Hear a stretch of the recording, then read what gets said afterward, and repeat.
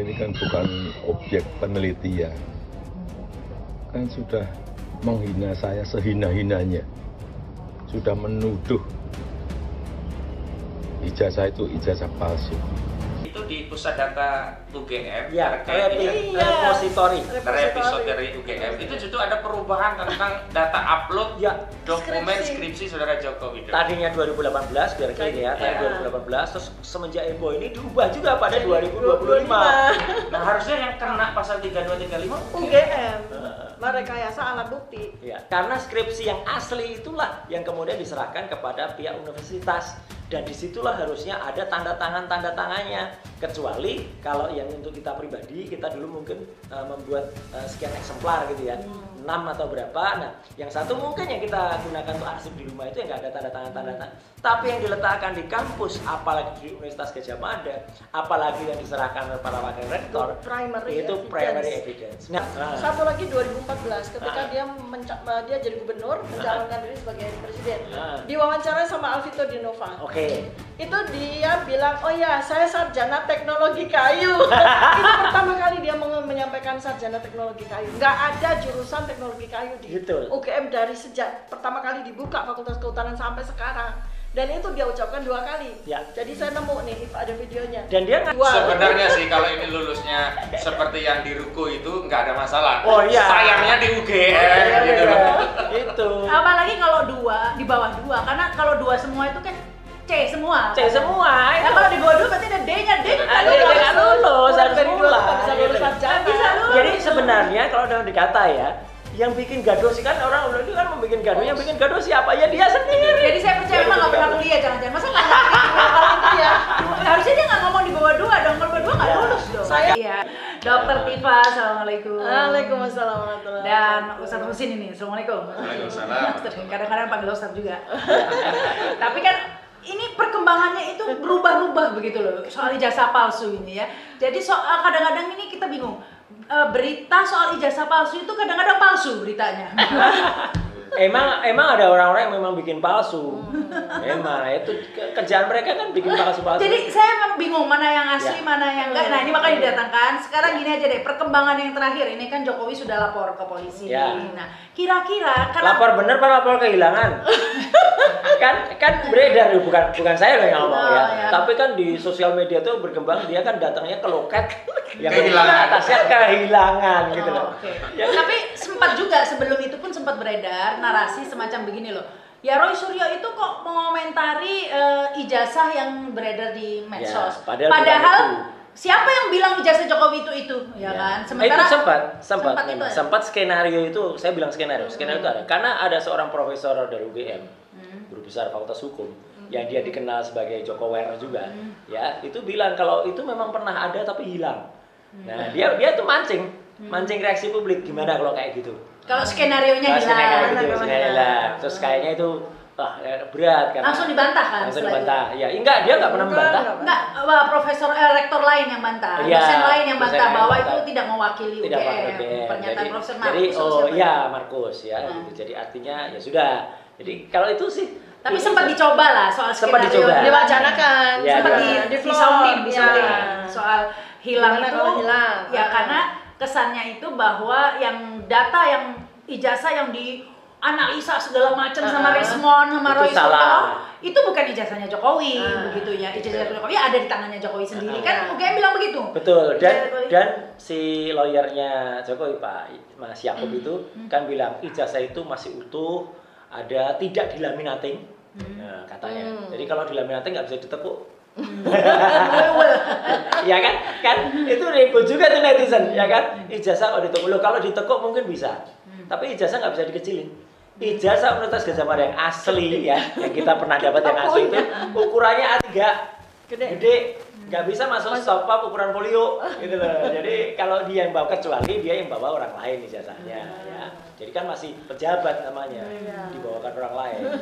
Tapi kan mungkin, cuman kan informasinya itu Jokowi itu bener-beneran lo merakyat lo ya, ijazahnya bawa sendiri gitu, datang pakai mobil rakyat, mobil yang belum bayar pajak. Terus pajaknya dibayar besok pagi. Ya, katanya milik rental, tapi ternyata diselidiki miliknya anaknya. Lucunya netizen itu ya memang sangat detail detail dia. Oh, mereka detail. detail. Makanya kan orang-orang justru itu dari detail itulah. Tahu nggak? Itu semua kerjaannya BIN. Badan Intelijen Netizen. Terutama ngumpulnya ini kalau kita lihat ya statistiknya kita ngumpul di X memang. BIN itu kebanyakan ngumpul di X. Ya, jadi perkembangannya sih itu. Tapi tunggu, muter.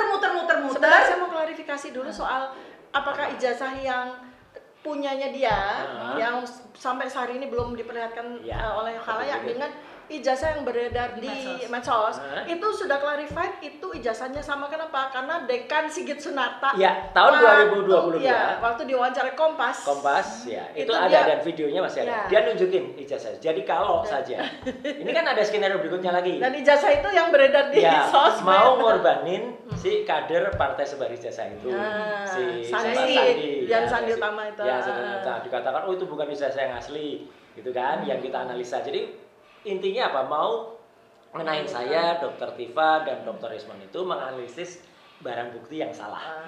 Jadi, tapi lupa dia kalau tahun 2022 ya sudah pernah dipamerin oleh Pak Sigit Sunarta ya di Kompas loh. Linknya ada masih kita simpan. UGM memfasilitasi pertemuan antara orang-orang yang mengaku sebagai teman seangkatannya yang bersangkutan itu di aula UGM loh. Jadi si ijazah itu dipampangkan dengan layar yang sangat besar dan itu adalah ijazah yang beredar di sama dengan yang di dan menarik Mbak Rama, Dr. Tifa dan Ahmad Husin bahwa mereka kan katanya ngaku, oh kami dengan kesadaran sendiri kami datang gitu kan, kami dari mana kami toleransi kami datang. Kesaksian wawancara si Andi Pramaria terakhir itu clear betul. Kan ditanya sama pewawancaranya sama hostnya, loh bapak di sana, ya saya diundang. Ada tuh kesaksiannya yang dengan Lombok TV. Yang NTB itu udah di situ tuh sebenarnya Andi Pramaria itu membela habis-habisan sebenarnya. Oh iya, tapi kan namanya juga ya petunjuk Allah ya, nanti Ustadz Zainuddin nanti yang akan. Petunjuk Allah itu tidak akan pernah salah ya. Yang namanya suara yang sebenarnya itu harus suara batin itu pasti keluar kayak yang wakil rektor itu. Iya dia bilang kan. Jadi Joko Widodo itu adalah mahasiswa Fakultas Kedokteran. Dia orang sastra. Ya, kalau kecuali dia bilangnya mahasiswa Fakultas Sastra itu masih mungkin karena kan pembawanya sastra. Ini kehutanan ya model. Kok bisa munculnya kedokteran? Soalnya barusan ketemu dokter. Nah gitu Mbak. Jadi pembicaraan ini udah karena muter yang akhirnya publik bertanya-tanya ini mau kemana ini arahnya, ini sudah sekian lama gitu ya.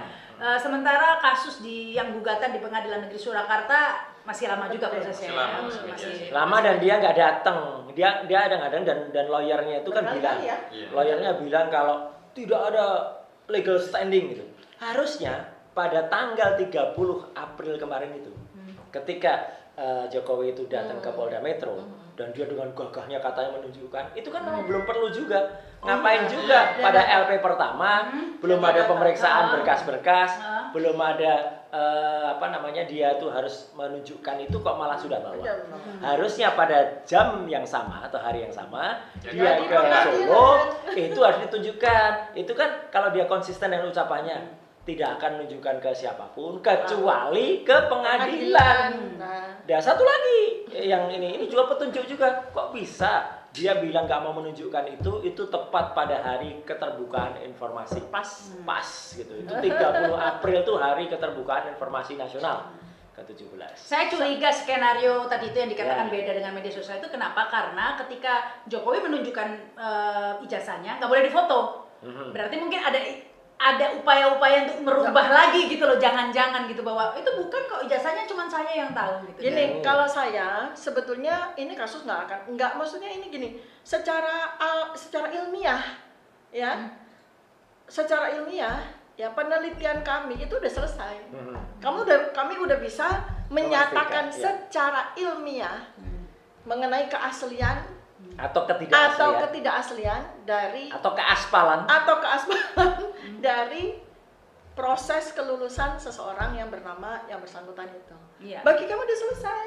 Tapi ini kasus kan terus panjang ya. Jadi dari Pengadilan Negeri Surakarta masih. Ya, ini kan sekarang pindah ke hukum ya. Nah, karena sekarang ya proses hukum sekarang. Nah, sekarang ditambahin lagi Jokowinya lapor tadi itu yang ditunggu tadi itu. Lapor. Nah, dan Dokter Tifa Roy Suryo termasuk yang dilaporkan. Ya, tambah Dr. Resmond, tambah juga sebetulnya Pak Reza Fadila. Kalau yang dilaporkan sama yang Jokowi, kita belum jelas ya karena masih inisial. Karena yang inisial ada 5. Bisa juga beliau Konsinuddin. Ya, K kan. Inisial Atau bisa siapa aja tergantung perkembangan nanti diganti. Kan masih inisial. K juga bisa, K Mas Sarita juga bisa. RS bukan Roy Suryo. Iya, Mas Sarita juga bisa. Sarita ternyata. RS ternyata Roy Suryo ternyata. Ya karena bisa diganti siapa aja masih inisial. Belum ada pengumuman resmi ya. Belum dirilis resmi. Nah, tetapi yang ingin saya tahu adalah kalau menurut dengan perkembangan skenario ini, menurut Mas Resdo, Dr. Tifa dan dari hukum juga ya, kira-kira arahnya kemana sih kasus ini? Apakah akan terlunta-lunta gini-gini terus, ataukah akan disudahi? Karena kalau disudahi itu sepertinya nggak mungkin. Saya rasa nggak mungkin Jokowi akan menunjukkan ijazahnya, itu menurut saya nggak mungkin. Endingnya kayak apa sih? Minta bocoran. Kira-kira kalau saya dari saya kapasitasnya dari sisi ilmu dan dari sisi saya sebagai warga negara Indonesia ya. Ini saya buat interseksi ya. Ini kasus akan selesai kalau harapan kita cocok nggak dengan fakta yang bakal dilakukan. Kalau harapan kita cocok, artinya gini, harapan kita sebagai warga negara Indonesia tentu saja kan kepengennya adalah Pak Jokowi menyampaikan ijazah saya ini loh. Itu nggak mungkin. Ya, artinya kan itu. Nah, ketika itu tidak mungkin, maka kita akan menghadapi kasus ini sampai kiamat. Jadi nggak ada ending ya, endingnya no ending. Kalau sampai kiamat. Kalau Mas Rasul sama dan untuk mencapai itu sebelum itu berbagai, makanya saya kemarin bilang jangan ada kriminalisasi itu ya. Itu ada beberapa pernah sukses dalam tanda kutip ya. Sukses dilakukan kepada Ustadz Habib Rizik ya, dilakukan kepada tokoh-tokoh lain terhadap Edi Mulyadi, terhadap Bambang Tri. Itu akan dilakukan lagi. Jadi dicariin pasal-pasal yang sebenarnya nggak ada hubungannya dulu. Ijazah. Pokoknya yang pasal itu misalnya yang kemarin sudah disebut tadi Ustadz Konsinuddin yang lebih ngerti ya. Pasal 32, 35. Yang sebenarnya pasal itu dulu ketika saya masih ikut membuat undang-undang ITE, itu adalah untuk memodifikasi pesan yang ditransmisikan. Bukan soal pesan pada elektronik. Oke, saya jelaskan dulu ke publik ya. Jadi pasal 32, 35 ini tentang merekayasa alat bukti elektronik. Betul. Itu pasal yang dikenakan untuk mau dikenakan. Mau dikenakan. Belum mau diteliti itu ijazahnya asli atau tidak. Pokoknya dianggap kami ini merekayasa alat bukti. Dibelokkan dengan dia menunjukkan nih loh, ijazah yang saya miliki itu beda. Dia nggak ada urusan, dia mengorbankan anak buahnya yang anggota partai, dia bahkan mengorbankan dekan fakultas kehutanan ya, hati-hati pasti bisa juga dikorbankan. Dia akan mengorbankan rektor. Iya, bisa kayak gitu. Hanya untuk mencari itu supaya apa? Tapi informasi pasal 32, 35 ini dari mana? Udah disebutkan, udah oleh Yakub kan gini, ya nanti Pak Kosim penambahan. Tapi beberapa pasal yang sudah disebutkan itu antara lain, koreksi kalau saya salah, 160 ya, kemudian 310, 311, kemudian pasal tadi 32, 35. Mungkin ditinjauan dari hukum gimana Pak Kosim? Ya, bismillahirrahmanirrahim. Jadi kan memang Pak Roy, Dr. Tifa, Pak Rizal Fadila juga Dr. Rismon Nasyolan memang memberikan amanah kepada kami ya. Amanah untuk mendampingi kasus ini dan alhamdulillah beberapa waktu lalu sudah deklarasi. Terima kasih Pak Roy, Bu Tifa. Sama-sama terima kasih sudah kami dibantu. Ya. Mudah-mudahan kami bisa menjaga kepercayaan ini. Dan memang komitmennya amanah ini tidak hanya untuk kami. Jadi kami buka kepada kantor hukum manapun, advokat manapun, kita bareng-bareng membela karena sekali lagi kami tegaskan kasus ijazah palsu ini bukan hanya perkaranya Roy Suryo, Dr. Tifa, Rismon Nasyolan atau Rizal Fadila, tapi ini adalah perkara seluruh rakyat Indonesia. Karena dampak atau implikasi terhadap masalah ini bukan hanya terhadap 4 orang ini. Dan sebenarnya kalau kita mau bicara tentang hukum equality before the law, asas persamaan di muka hukum, yang bicara soal ijazah palsu bukan hanya 4 klientel, seluruh rakyat. Makanya harusnya oleh saudara Joko Widodo laporkan saja semua rakyat. Mau bikin 1 juta RP nggak apa-apa. Tapi kalau laporan tadi tuh karena saya lanjutkan.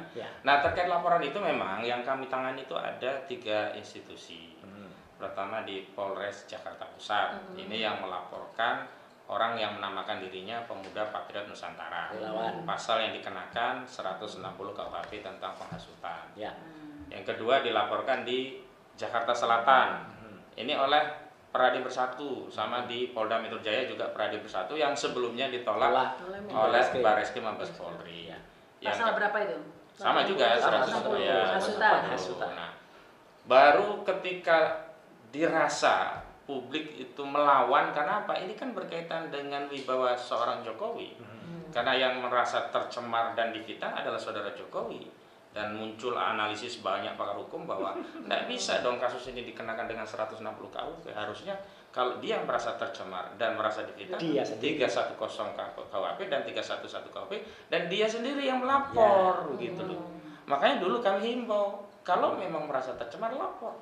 Dan meminjam ya, mohon maaf ya, bukan karena saya sedang senang dengan kasus yang menimpa Dr. Tifa sama Farah ya. Tapi bagi kami itu hukum, alhamdulillah kalau dia lapor sendiri. Loh, kita juga bilang gitu. Kenapa? Bagus. Karena dia harus membuktikan bahwa ijazahnya asli. Sebagai pelapor dia harus punya legal standing. Kenapa? Ketika seseorang mendalilkan orang lain menebarkan fitnah ijazah palsu, berarti dia harus membuktikan ijazah dia asli. Nah, ini kan kembali kepada apa yang disampaikan saudara Jokowi. Dia menyatakan siapa yang mendalilkan, maka dia harus membuktikan. Nah, ini dia mendalilkan. Nah, sekarang kewajiban dia. Dan ini sebenarnya diharapkan oleh seluruh rakyat. Apa sih substansinya?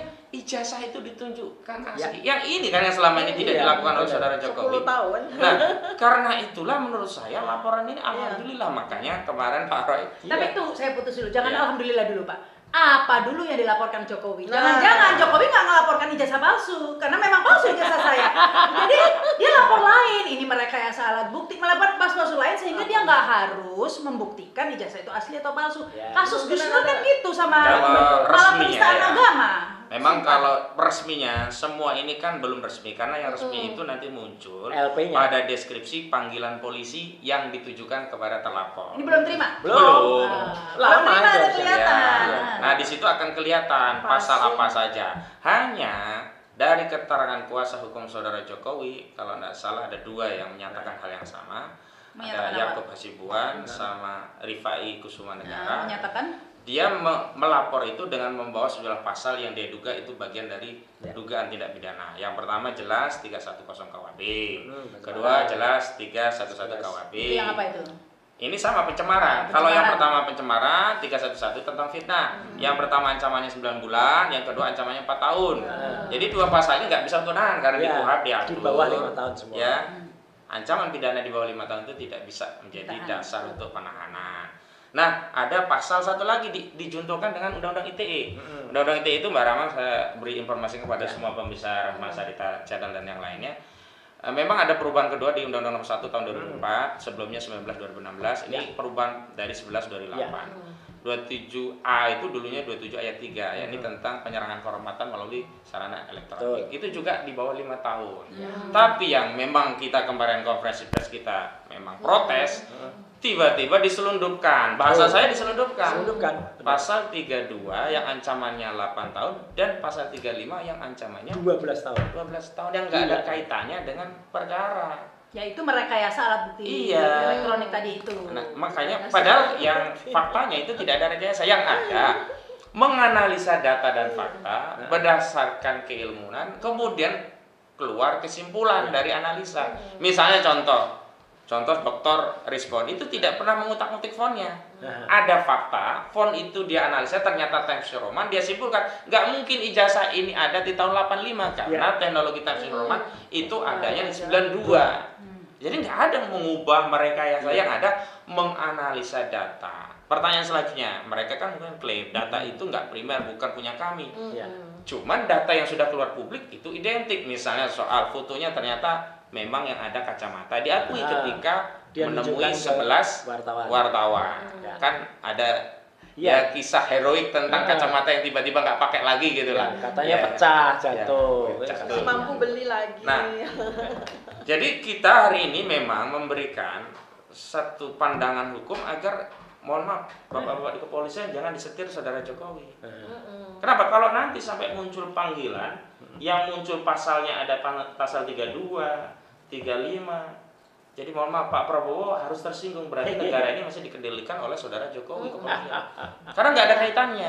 Ya oke, saya jelaskan lagi pasal 32, 35 merekayasa alat bukti elektronik ini sebenarnya seperti contohnya ya tadi kita udah ngobrol kayak bukti transfer gitu kan. Kita belum transfer terus tanggalnya kita ganti seakan-akan kita udah transfer sejumlah uang. Gini, misalnya kitalah yang mengutak-atik foto, padahal sama sekali. Nah itu loh. Jadi kita kalau mau konsisten justru temuan netizen lagi-lagi ya.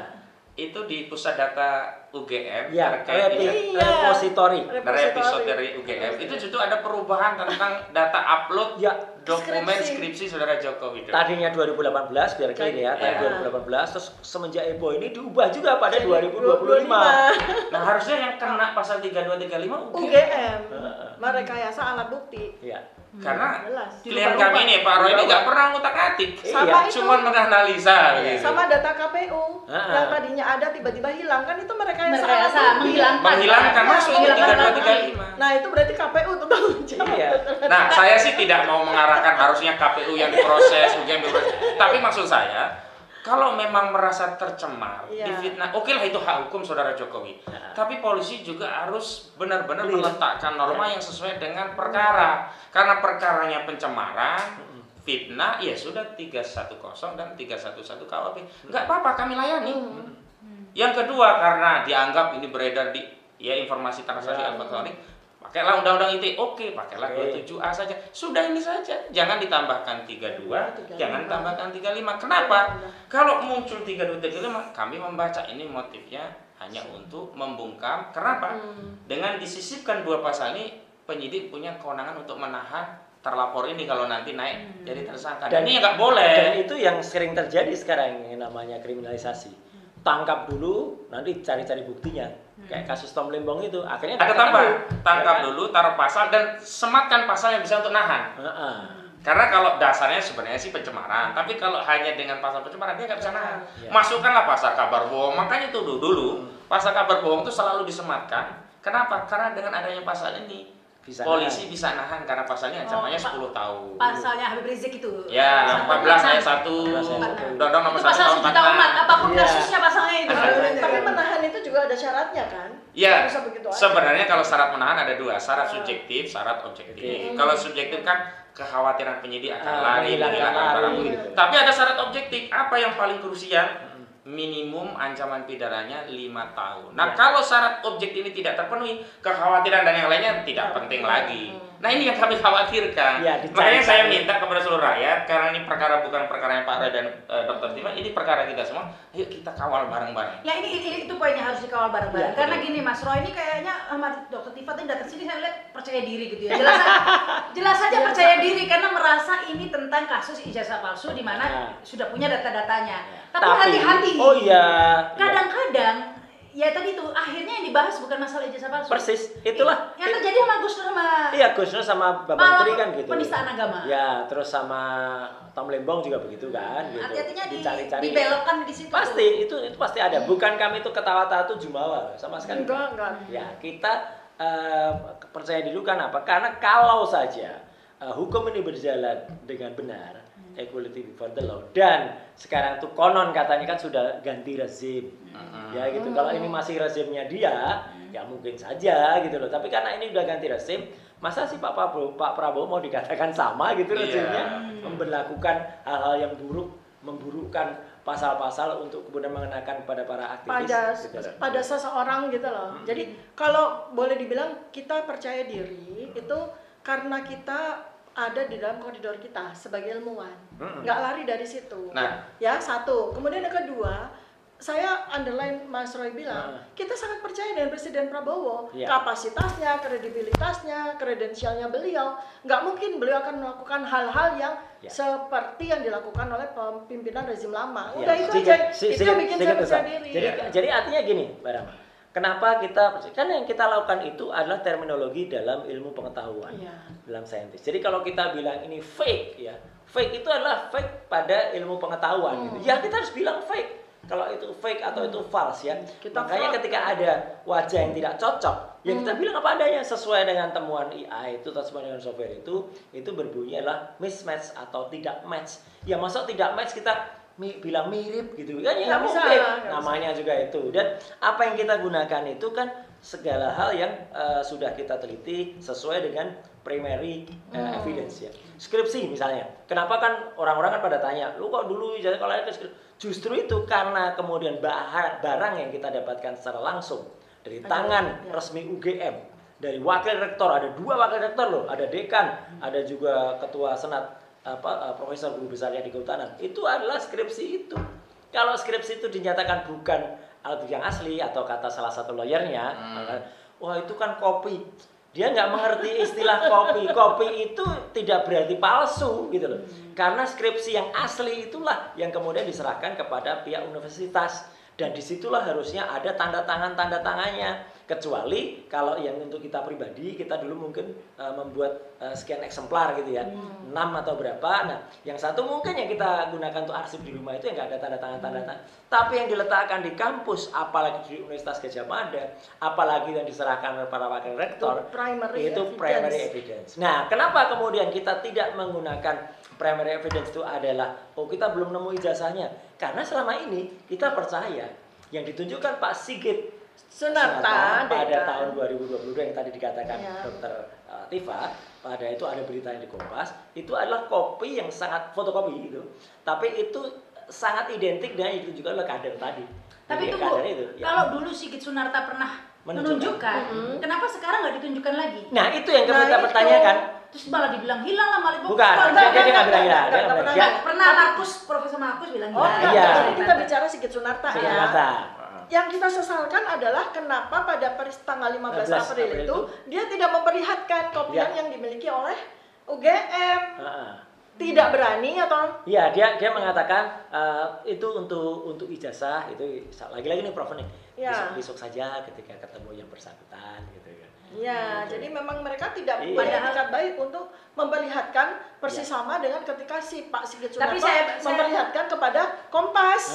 Kita mau cuma meraba-raba skenario ya. Menurut saya kalau skenario hilang itu nggak akan sustain ya. Ya dulu pernah mau dicoba itu. Nggak bisa. Karena apa? Karena kalau hilang satu harus ada laporan kehilangan. Ya. Karena ini kan sudah jadi wali kota meskipun dulu Dr. Andes ya. Wali kota udah jadi ini dan itu tidak hilang, nggak ada laporan, nggak ada. Hilangnya setelah kita datengin itu baru hilang ya. Bisa tiba-tiba nggak ada.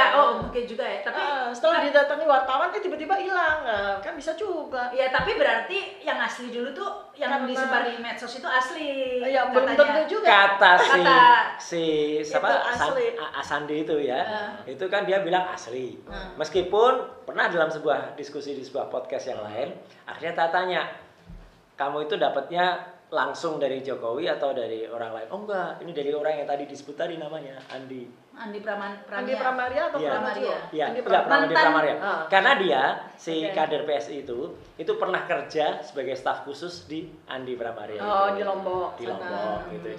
Jadi memang saya kemarin mancing pada sebuah podcast ya. Dia katanya dapat dari Jokowi gitu. Nah, supaya dia muncul kan, enggak saya nggak dapat langsung, kena. Gitu. Jadi dia kan protes ketika saya bilang dapat langsung gitu. Kalaupun hilang itu nggak bisa diterbitkan baru lagi. Nggak bisa. Ada yang namanya surat keterangan. Hilang. Ya karena ijazah saya kebetulan hilang juga. Jadi saya nggak punya ijazah. Yang bilang nggak bisa diganti itu Prof Markus itu juga ya. Iya. Nggak bisa diganti, emang pakai surat keterangan pengganti. Nah kalau surat keterangan pengganti itu memang bentuknya selebar folio. Itu bisa ditekuk. Tapi ya kalaupun itu pun ditekuk-tekuk ya menurut saya sadis juga lah ijazah kok ditekuk-tekuk gitu loh.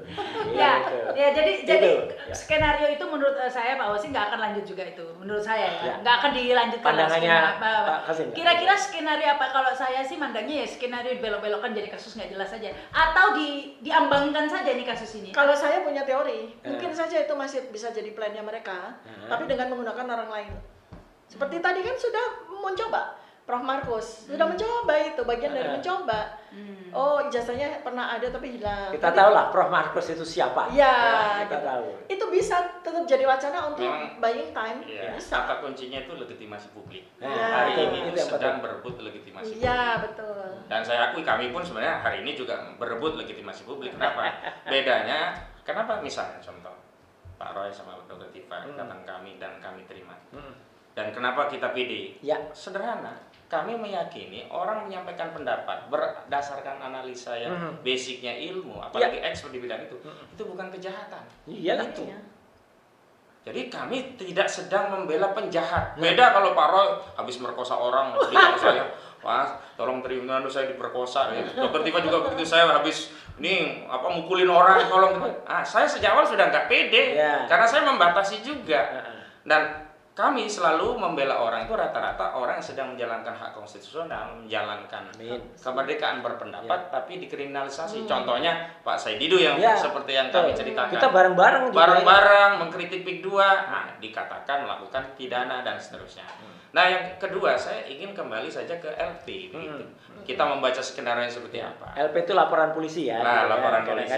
Walaupun saya heran juga untuk kasus Polda Metro Jaya itu belum disepil nomor LP-nya berapa. Jadi nggak bisa dicek sebenarnya apa yang dilaporkan? Belum. Walaupun sudah ada sepil itu juga belum, karena konfirmasinya itu nanti setelah dapat surat panggilan. Karena di panggilan itu akan ada deskripsi pasalnya. Apa aja. Ada juga peristiwa ringkasannya apa begitu. Dan atas nama pelapor siapa begitu. Dan yang terlapor siapa aja. Terlapornya siapa saja gitu. Nah, kalau kita berangkat memang mau tidak mau saudara Jokowi ini terpaksa dia turun gunung sendiri. Karena sebelumnya dia sudah menyatakan merasa tercemar dan difitnah. Nah, padahal pasal itu adalah delik aduan, maka dia harus turun sendiri. Nah, kita konsentrasi ke 310 dan 311 KUHP. Tercemar itu memang sangat subjektif, Pak. Iya. Kalau fitnah objektif, karena fitnah itu sesuai atau enggak itu bisa. Kalau tercemar subjektif. Ada orang yang kulitnya hitam disebut orang lain, kamu kulit hitam. Dia bisa saja merasa tercemar, padahal itu bukan fitnah. Hanya memang ini ancamannya cuma 9 bulan. Kalau fitnah itu memang bisa 4 tahun. Tapi keduanya tidak bisa untuk menahan. Nah, pertanyaannya kita semua akan memperdebatkan apakah seorang yang expert di bidang ilmu tertentu menganalisa kemudian menyampaikan pendapat berdasarkan data dan analisa dianggap pencemaran. Kecuali beda ya kalau kita bilang, lu Jokowi kurang ajar lu, bisa jadi gitu. Contoh begitu ya. Tapi ini kan enggak ada. Berdasarkan ilmiah. Tapi kalau menurut saya mungkin ini nanti kasusnya ini arahnya kemana? Kalau memang harus dilanjutkan, saya curiganya ini mundur, nggak jadi ini barang. Menurut saya ya. Jadi laporan ini mandek menurut saya. Makanya saya minta Pak Jokowi jangan cabut, jangan mundur, maju terus. Kenapa? Bukan hanya kepentingan 4 orang. Orang pengen tahu ijazah Pak Jokowi yang asli, bukan yang ijazah saja, yang asli. Itu seluruh rakyat Indonesia. Kalau Pak Jokowi berhenti apalagi mencabut, berarti Pak Jokowi tidak menghargai seluruh rakyat Indonesia yang pengen tahu. Dan kita jangan mewariskan legasi sejarah bagi generasi selanjutnya. Misalnya Pak Rosario ditanya, Papa dulu pernah kasus ya, kenapa diwariskan kan? Kenapa sih kalian semua nggak bisa menuntaskan kasus sepele begitu? Gimana mau bicara tentang perang dagang internasional? Atau masa depan anak Indonesia, kalau ini nggak clear ya, itu kasihan banget. Nanti orang berpikir, nggak usah sekolah lah. Nggak usah sekolah lah. Ini pikirannya persis sama anggota DPR yang picik itu, yang cewek itu. Siapa itu namanya? Lupa aku ya. Ya, Caniago. Ya, itu kan Irma. Itu kan picik banget. Enggak, saya harus bilang picik ya. Karena dia sama saya itulah menghasut orang Indonesia supaya apa? Supaya dia bilang kalau kasus ini terbukti. Apa salahnya? Ijazah palsu. Yang penting udah bagus kerjaannya. Aduh, picik banget sekali lagi Irma picik gitu. Nah, iya memang kalau dungu, kalau istilahnya Rocky Gerung dungu. Iya, jadi enggak. Yang penting kan sudah sangat ini membangun gitu ya, kerja infrastruktur. Membangun utang 21.000 triliun. Tapi kalau menurut saya enggak dicabut. Kalau dicabut akan malu dong ya. Masa lapor-lapor sendiri, datang-datang sendiri dicabut. Tapi akan diteruskan dengan pasal-pasal yang aneh. Kalau saya diteruskan dengan atau ditunda-tunda aja, diulur-ulur nggak jelas sampai orang lupa. Atau saya setujunya itu. Atau gini, tiba-tiba masing-masing kita display. Tiba-tiba nanti respon kena kasus misalnya lupa cari perkara lain. Lupa belum bayar ketika kemarin makan di mana. Itu jadi kasus banget itu. Ya kan? Ingat kan kasusnya siapa? Bambang Wijoyanto atau apa itu gara-gara kasus KTP. Ya kan? Kemudian nanti Roy Suryo lalu kena kasus lagi kepleset nimpa orang gitu. Terus orangnya lapor gitu ya. Dokter Tifa juga gitu nanti. Jadi saya sih cenderungnya ke situ, tapi tarik kasus ece yang pokoknya kena gitu. Seperti yang menjegal Abraham Samad. Ya, atau jegal salah satu kuasa hukum di Solo. Ya kan? Oh ya. Mas Zainal. Mas Zainal yang kasus lama banget itu. Ijazah palsu. Antara mereka berdua gitu ya, antara dia dan temannya soal itu terus diangkat lagi. Itu. Ya skenario-nya seperti karena kalau ijazah palsu ini saya ragu berani dilanjutkan ya. Enggak, ini kalau saya begini, penyelesaiannya tuh level penyelesaiannya itu level Presiden Prabowo. Iya, ini karena kan rentetannya kan bahaya. Misalnya kalau seandainya ternyata ijazah ini benar-benar palsu, seandainya ya saya bilang itu kan rentetannya banyak terhadap kebijakan-kebijakan 10 tahun, terhadap keputusan-keputusan penetapan pejabat, terhadap apapun yang dilakukan selama 10 tahun kan tidak legitimate. Dan ini bukan muatan hukum lagi, udah beyond the law. Ya, udah beyond the politics dan ini harus diselesaikan oleh Presiden Prabowo himself. Baru kita semua oke, karena beyond the law. Karena ya memang bolanya ada di Prabowo karena kalau ini akan diputar-putar jadi permainan nggak jelas saja ya. Kan akhirnya jadi kalau misalnya diputar-putar dengan pasal-pasal ini kan penzoliman. Mau sampai kapan dan mau berapa banyak lagi orang yang dan saya kira mudah-mudahan ya penduduk Indonesia sudah tidak mau lagi mentolerir ada orang-orang yang dipenjara karena begini karena kasus ini lagi menyampaikan kebenaran, makan korban lagi begitu ya. Cukup Bambang Tri sama Gus Nur begitu terus nanti ada orang lagi saya kira tidak bisa ditolerir ya, lagi. Pasti harus ada pemulihan nama sama ini ya, juga. saya juga secara hukum walaupun di tempat lain saya sudah bantah, saya perlu tegaskan klaim dari kuasa hukum mereka menyatakan Pak Jokowi sudah menang di pengadilan, pelakunya sudah dipenjara. Saya tegaskan satu-satu, belum ada satupun putusan pengadilan yang menyatakan ijazah Saudara Joko Widodo asli. Dan tidak ada putusan pengadilan menyatakan Jokowi menang melawan pihak manapun. Yang ada perdata itu yang Bambang Tri, saya kuasa hukumnya, saya itu itu dicabut. Kalau dicabut itu ya belum ada perkara. Yang kedua di NU belum masuk ke pokok perkara. Yang ketiga di Solo itu memang dipenjara, tapi bukan dengan ijazah palsu, justru dianggap kabar hoax. Kabar hoaxnya itu justru diangkat oleh Pengadilan Tinggi Semarang diganti dengan Undang-Undang ITE.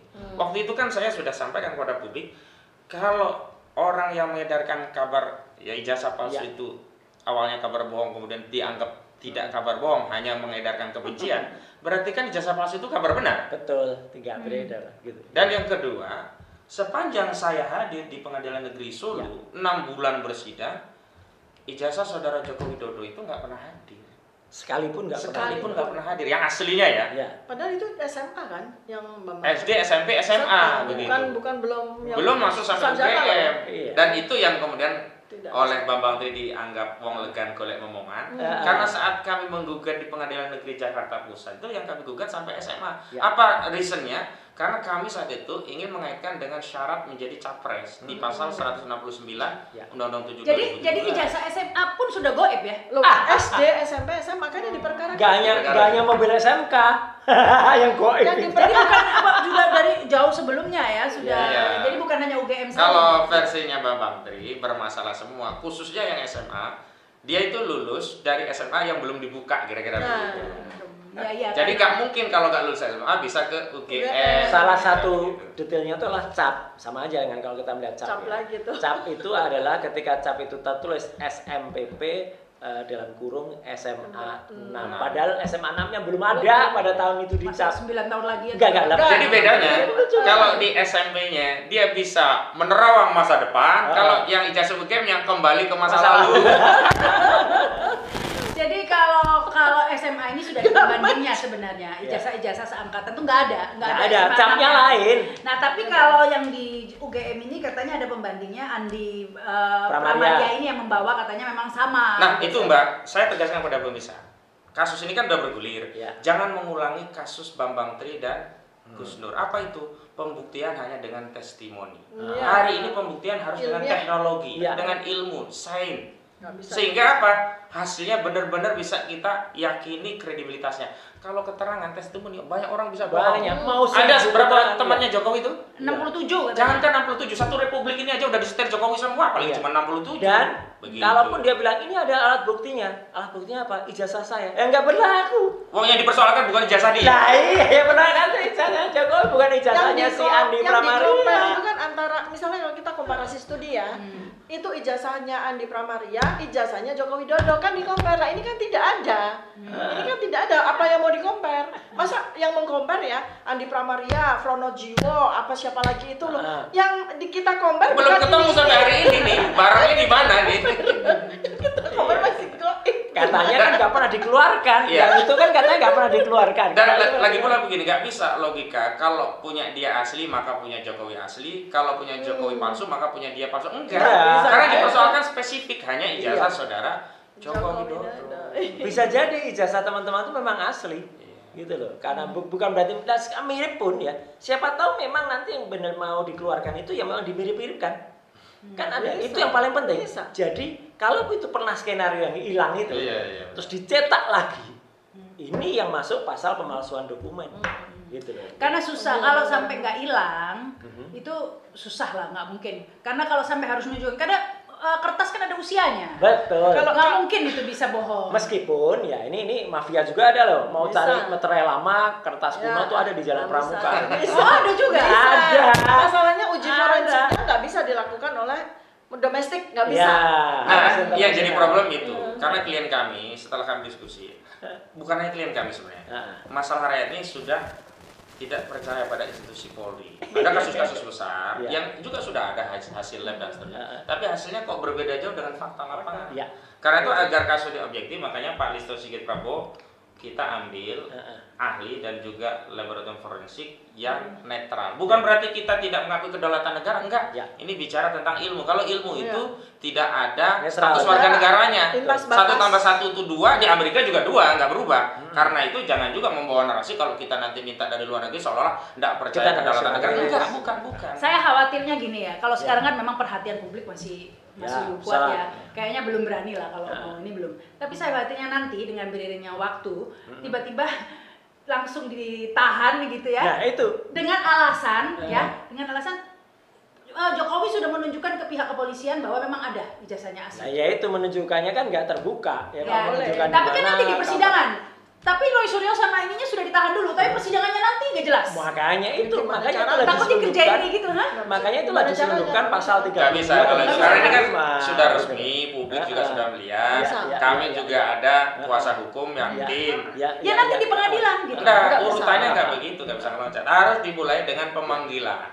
Kecuali dipanggil 2 kali nggak hadir, baru upaya paksa. Upaya paksa nggak bisa sekolah-kolah begitu, nggak bisa. Makanya polisi nggak bisa, misalnya mau ngambil skenario untuk oke lah orang-orang lain silahkan lah, tapi kasus ini nggak bisa, publik sudah ngontrol. Ini juga ada kuasa hukum loh, dan bahkan beberapa kantor lawyer.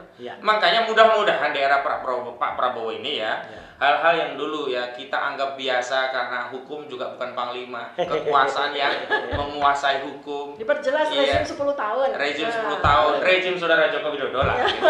Biar jelas begitu ya. Jangan terulangi, karena mohon maaf kalau Kapolri melakukan itu berarti sama saja Pak Kapolri buang kotoran ke muka presiden. Nah itu. Dan sekarang bukan hanya masanya Panglima, sekarang Pang 8.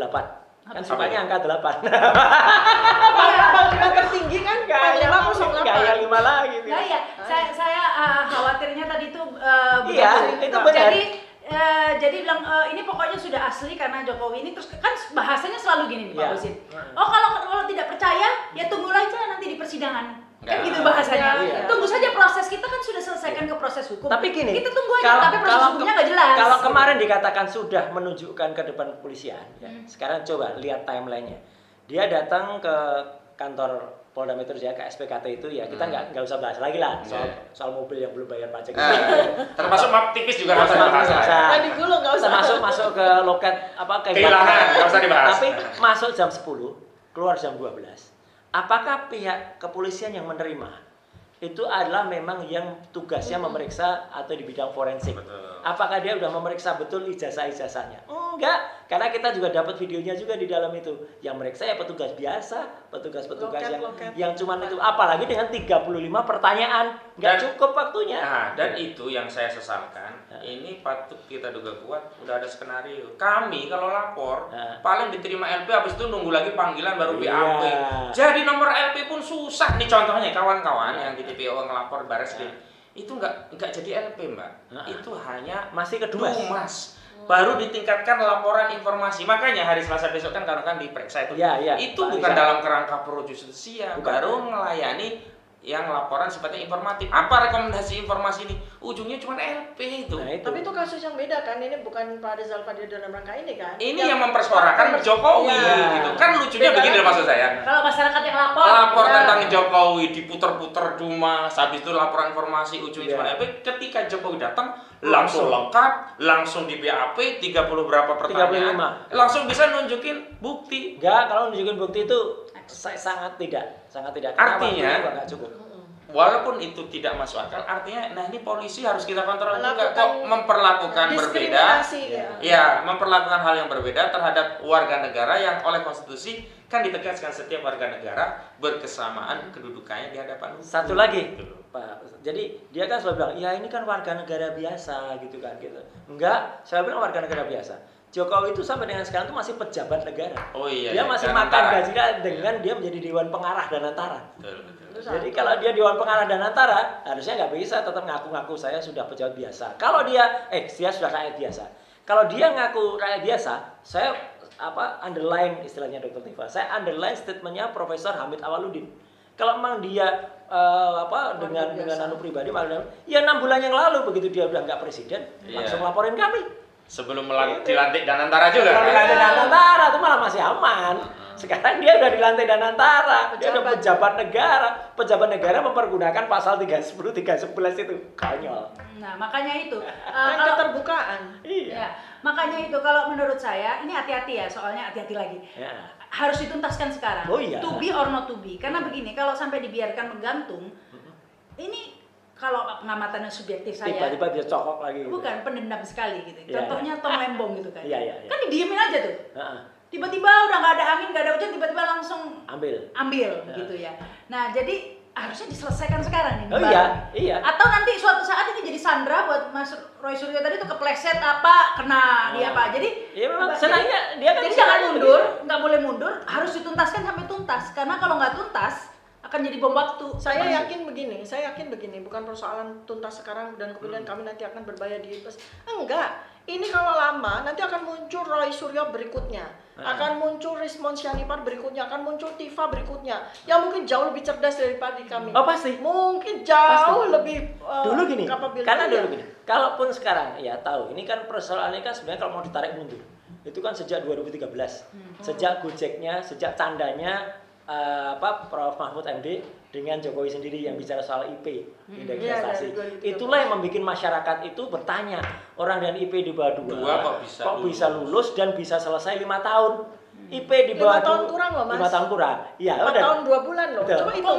Lo coba hitung kan dia masuk UGM tuh Agustus 80. Iya. Dia wisuda Desember 85. Iya. Kan 5 tahun. Iya. 5 tahun kurang. Iya, artinya gini. Artinya kalau seseorang itu dengan ini yang bisa jelasin adalah atau yang bisa ngerti yang pernah kuliah atau satu serata satu itu kadang-kadang kalau enggak dia 148, 152, 151 SKS-nya. Kalau diambil dengan orang yang IP-nya hanya 2, itu satu semester tuh IP-nya maksimal 18 gitu deh SKS-nya atau maksimal hanya 15. Nggak cukup, coba dihitung 148 dibagi 5 tahun kurang pasti lulusnya lama kalau pasti lulusnya lama. Karena kalau apalagi dia bilang kurang dari 2. Sebenarnya sih kalau ini lulusnya seperti yang di Ruko itu nggak ada masalah. Sayangnya di UGM gitu loh. Itu. Apalagi kalau 2 di bawah 2 karena kalau 2 semua itu kan C semua. Nah, kalau di bawah 2 berarti ada D-nya. Nggak lulus, harus mulai. Bisa lulus sarjana. Jadi sebenarnya kalau dalam dikata ya, yang bikin gaduh sih kan orang ini kan membuat gaduh, yang bikin gaduh siapa? Ya dia sendiri. Jadi saya percaya memang nggak pernah kuliah jangan-jangan. Masa nggak ngerti kalau itu ya? Harusnya dia nggak ngomong di bawah 2 dong. Kalau bawah 2 nggak lulus dong. Saya satu lagi yang waktu dia masih ini 2013 nih. Peristiwa IP kurang dari 2. Satu lagi 2014 ketika dia jadi gubernur mencalonkan diri sebagai presiden. Diwawancara sama Alvito Dinova.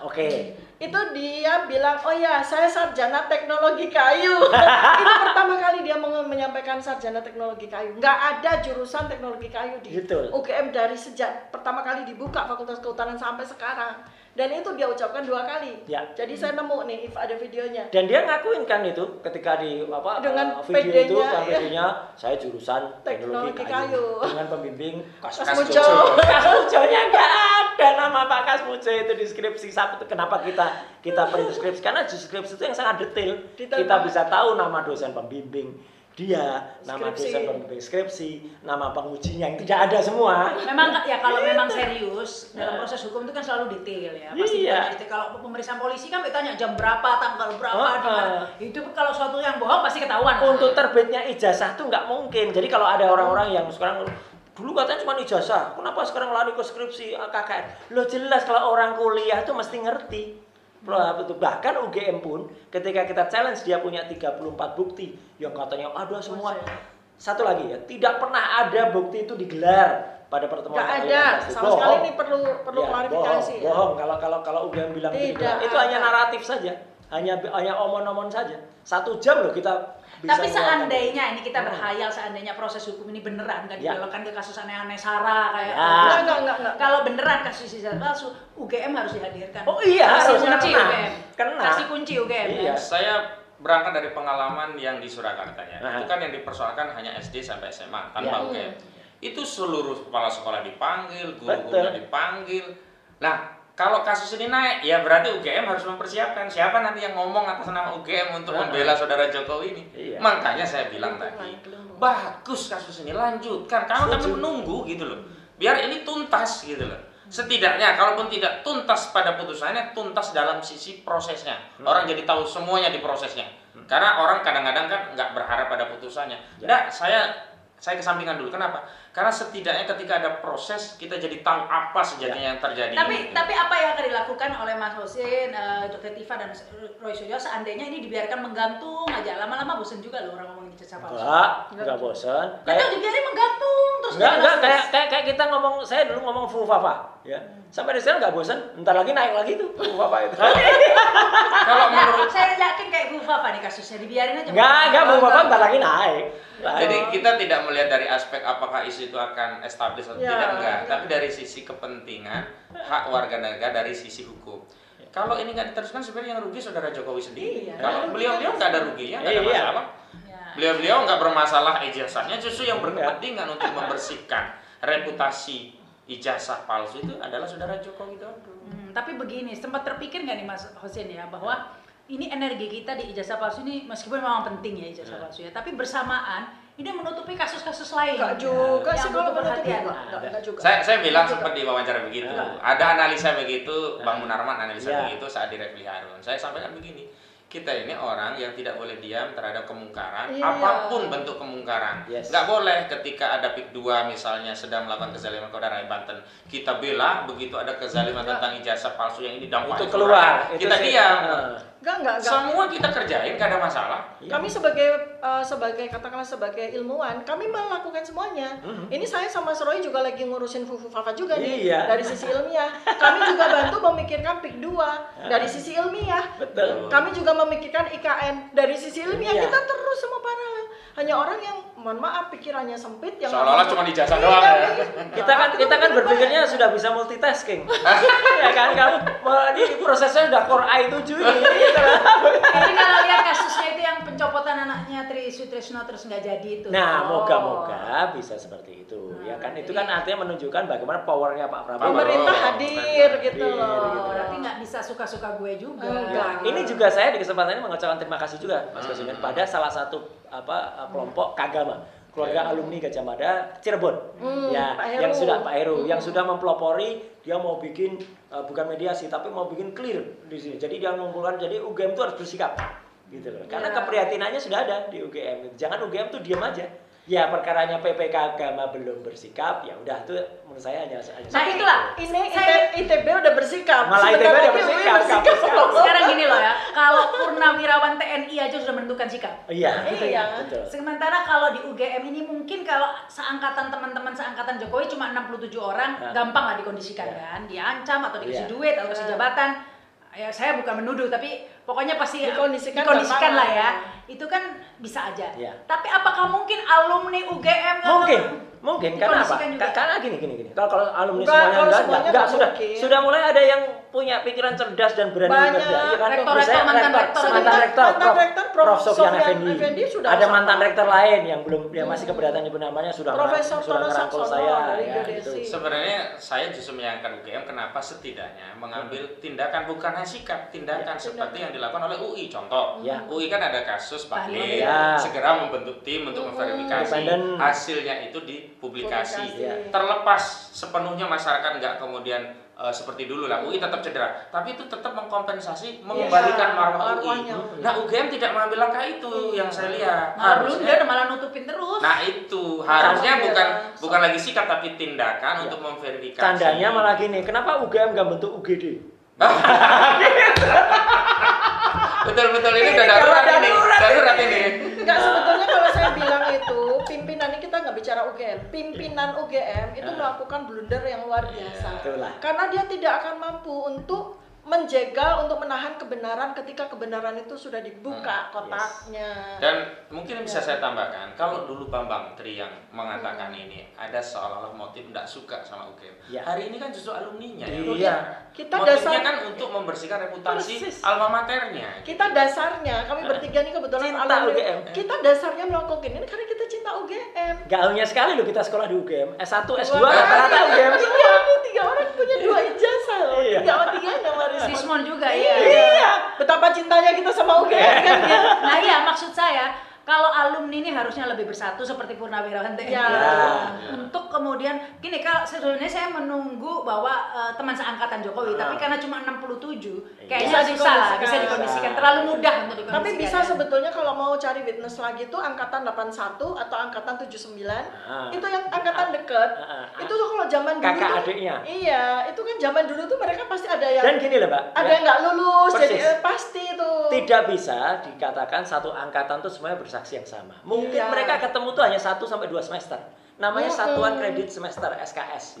Itu kan nanti kelas 2-nya kalau yang ngambil 24 SKS nggak ketemu. Dia udah nggak ketemu lagi dengan yang itu. Apalagi yang IP-nya di bawah. Apalagi yang IP-nya cuma di bawah 2. Ya ketinggalan ya. Kecuali kalau kampus lain ya. Maaf nih teman-teman UPN ya. UPN dulu kan sistemnya kan bukan SKS. Makanya disebut Universitas Payah naik dulu. Itu kan per kelas loh. Satu kelas, satu blok naiknya bareng-bareng semua. UGM tidak. Mungkin dia pikirannya masih satu kelas itu bareng gitu. Terus namanya dosen pembimbing itu kayak wali kelas mungkin pikirannya. Enggak, jadi Kasmujo itu di posisi wali kelas sampai bimbingan datang pulang. Gitu. Galak banget gitu. Dia kan bilang gitu. Enggak kayak gitu yang namanya dosen pembimbing akademik itu. Dosen pembimbing akademik itu hanya nanda tangan KRS. Itu aja ngambil berapa, kamu udah lulus enggak? Udah. Enggak ada dosen pembimbing akademik loh ya. Mungkin pembimbing skripsi kali maksudnya. Enggak ada namanya. Oh ada ya, nggak ada skripsinya ya. Mbak Rama berusaha menjadi kuasa hukumnya Jokowi, tapi nggak bisa juga. Nggak bisa juga membenarkan ini. Jadi kalau secara teknis dan jujur ini diteruskan sampai sidang, saya membuktikan ijazah habis dia. Maka dia betul Mbak Rama, dia akan berusaha menghindari itu. Walaupun Pak Roy, saya menginginkan sampai persidangan sampai putusan bukan dalam rangka menghabisi saudara Jokowi. Oh enggak. Tapi ingin menunjukkan kepada masyarakat. Habis itu habis ceritanya. Ada ujungnya ini. Enggak, tapi kalau dari sisi evidence dia habis gitu loh. Jadi saya menyayangkan kalau dia mau mati-matian mempertahankan. Enggak, pasti cari cara lain, mempidanakan atau melakukan kriminalisasi dengan cara yang lain.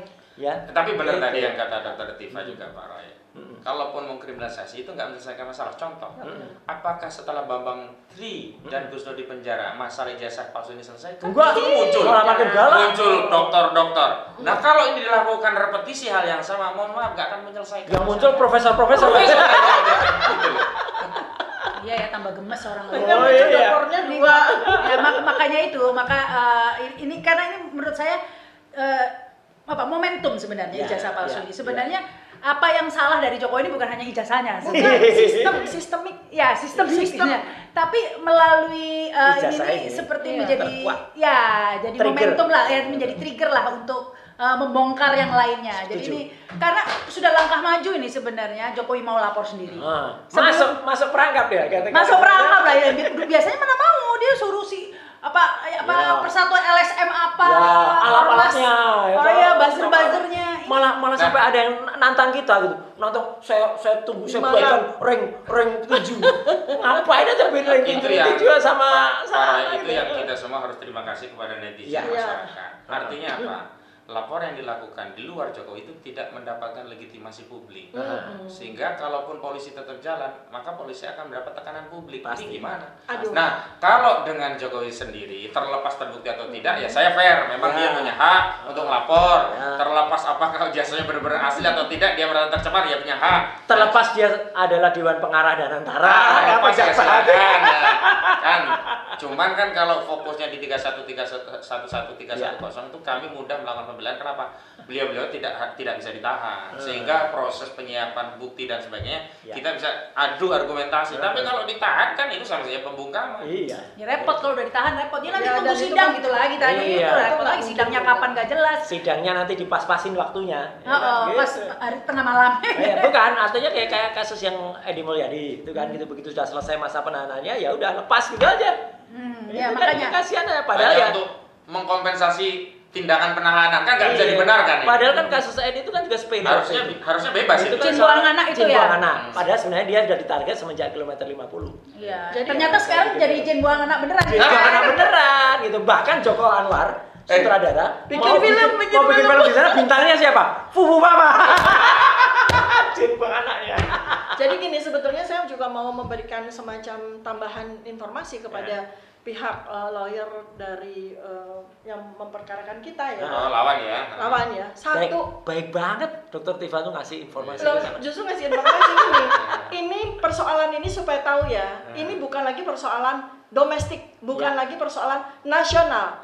Ini kalau beliau yang bersangkutan sudah mengatakan hak asasi manusia, kita akan bawa ke hak asasi manusia internasional.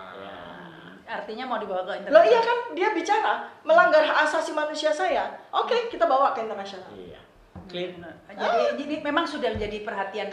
Ya namanya dunia teknologi informasi sekarang ini ya, masalah ijazah palsu ini juga sudah memang menjadi sorotan juga di media. Jadi domainnya itu bukan lagi domain personal, Pak. Domain ini adalah domain ilmu. Ketika kita bicara domain ilmu, ini kita bicara lintas batas. Jadi ini saya berikan informasi aja. Kami teman banyak di berbagai negara. Bertiga ini punya domain masing-masing. Tentu saja mereka tidak akan berdiam diri kalau ada ilmuwan yang dikriminalisasi. Jadi ya saya sudah nggak sabar ini. Ahlinya seperti apa? Tadi ini kan kita meraba-raba skenario, berbagai skenario, kita bingung, jangan-jangan Jokowinya sendiri juga bingung. Mau ngapain ini skenario apa ini? Karena udah pernah dicoba ini, pakai Markus, pakai ini, pakai Ilang, pakai apa gitu kan? Pakai kader. Saya meraba-raba, saya nggak tahu nih akhirnya kayak apa. Terus terang ini kita ngobrol sendiri semua udah nggak. Dan saya beri pesan kepada institusi kepolisian, mohon fokus ijazah palsu. Jangan cari-cari perkara lain yang targetnya hanya untuk menekan klien kami, misalkan dengan kasus yang nggak relevan, yang tidak mendapat perhatian publik. Karena hari ini perhatian semua ke ijazah palsu. Misalnya nanti masalah bayar kurang terus dipersoalkan. Tapi begini, ingat ya soal bayar kurang sampai itu kan hukumannya nggak sampai di atas 5 tahun. Kalau dibikin tipikor kan bisa aja. Bisa. Kerugiannya kecil ya. Suapnya kecil, tapi kan masuk pasal yang bisa ditahan. Kalau pernah apa? Misalkan pemalsuan dokumen kan 6 tahun. Nanti malah nanti ini masih dia cari-cari deh. Sudah pasti udah pinter ya. Udah memang itu ahlinya kerjaannya seperti itu. Makanya kita batasi dulu agar kita bocorin ke publik bahwa agar publik bisa mengontrol. Antisipasi kalau senjata itu yang dikeluarkan itu memang sudah rencana itu pasti ada udah. Nanti nanti kita keluar rumah harusnya belok kanan, kita belok kiri. Saya kena nanti. Jadi gini, karena kalau satu soal biasanya tipikor yang jadi senjata ya, itu karena di atas 5 tahun. Ya, kedua itu agama. Jadi jangan sampai komentar soal agama. Ada soalnya si Bapak Menteri Gus Nur itu gara-gara sumpah pocong. Sumpah mubahalah. Kan bukan pocong, sumpah mubahalah. Kan begini juga, atas pada satu kasus saya pribadi tidak mau saya kemudian ditahan untuk menyampaikan sisi ilmiah dari sesuatu, nggak mau saya. Saya free, saya manusia merdeka. Apalagi sebagai insan ilmiah, saya selalu punya panggilan untuk ada sesuatu kejanggalan, ada sesuatu ketidakbenaran, itu ada panggilan nature kami sebagai ilmuwan. Jadi jangan karena kita sedang berkasus soal ini terus kami kemudian jadi merasa tidak merdeka untuk berbicara juga. Tapi kita bicara aja modus-modus mereka biasanya apa? Untuk membaca medan. Biasanya itu SARA yang dibuat ngejeblosin orang. Mas Rohli Suryo dulu juga pernah kena dibilang SARA. Dibilang SARA, putusan akhirnya malah terbukti gitu ya. Katanya terbukti, tapi terbukti sudah mencemarkan seseorang yang dipilih oleh 50% lebih rakyat Indonesia. Apa itu putusan? Kalau ada pasalnya? Gak ada pasalnya sama sekali, dan itu harusnya dia lapor sendiri. Saya rasa gini, kalau saya rasa sih kita fokus juga pada bicara tentang ijazah palsu deh. Jangan bicara tentang mereka nggak akan mau fokus, karena kalau fokus ke ijazah palsu ya lemah, kan udah selesai Bapak Dr. Tifa sebenarnya. Jadi kalau mau perang nggak mungkin lah mau membawa ijazah palsu, saya kira. Karena mereka kan sukanya gitu, kill the messengers, ya gitu. Terus bikin hoax sendiri, ya kan. Dan ingat nggak kalimat itu dari sahabat kita? Tukang bikin hoax terbesar itu apa? Ya penyelenggara negara. Tapi sudah sering lah, Dr. Tifa sudah sering lah yang katanya begini. Saya udah sering lah ya, sudah kenyang. Maus ini masih selamat ini sebenarnya ya. Masih belum pernah dibully nih. Kalau bully itu HTI pernah, HTI. Kenyang lah kalau bully. Kenyang, biasa. HTI ya. Jadi begini, saya pikir kita pertama husnuzon saja bahwa kasus ini akan kita batasi sampai di sini. Yang kedua, pikiran liar tadi sudah kita kanalisasi bahwa tidak boleh ada tindakan aparat mengambil tindakan lain kecuali kasus ini. Karena apa? Kalau ada tindakan pasti persepsikan ini tindakan kriminalisasi karena tidak bisa masuk di pokok perkaranya, cari-cari perkara lain. Nah, yang ketiga sebenarnya sudahlah Pak Jokowi, ayo cepat, kita pengen nunggu segera sidang gitu loh. Makanya jangan dicabut, lanjutkan. Nah, setelah itu kita buktikan. Dan saudara juga harus membuktikan ijazah saudara asli. Jangan hanya orang yang punya kesimpulan palsu disuruh membuktikan, yang punya asli dan diminta membuktikan. Apalagi sekarang konteksnya yang mendalilkan, yang menuduh itu saudara Jokowi sekarang di kasus pidana ini loh. Karena Jokowi yang lapor. Karena dia yang lapor. Dia yang mendalilkan. Dia yang harus membuktikan. Iya, terjebak dia. Maju kena, mundur kena.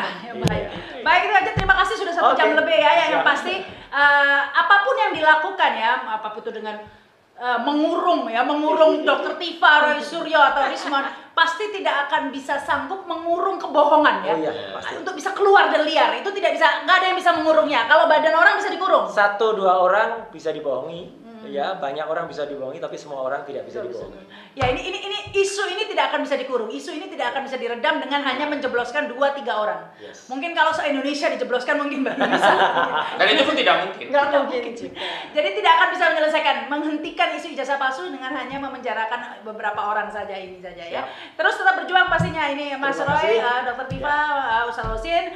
Terima kasih sudah hadir di studio Realita TV. Terima kasih juga yang sudah menyaksikan tayangan ini. Jangan lupa subscribe dan komen begitu ya. Kalau menurut pendapat kalian gimana ini ya. Akhirnya saya Rahma Sarita. Wassalamualaikum warahmatullahi wabarakatuh. Waalaikumsalam. Terima kasih. Alhamdulillah. Off the record ya Pak Roy.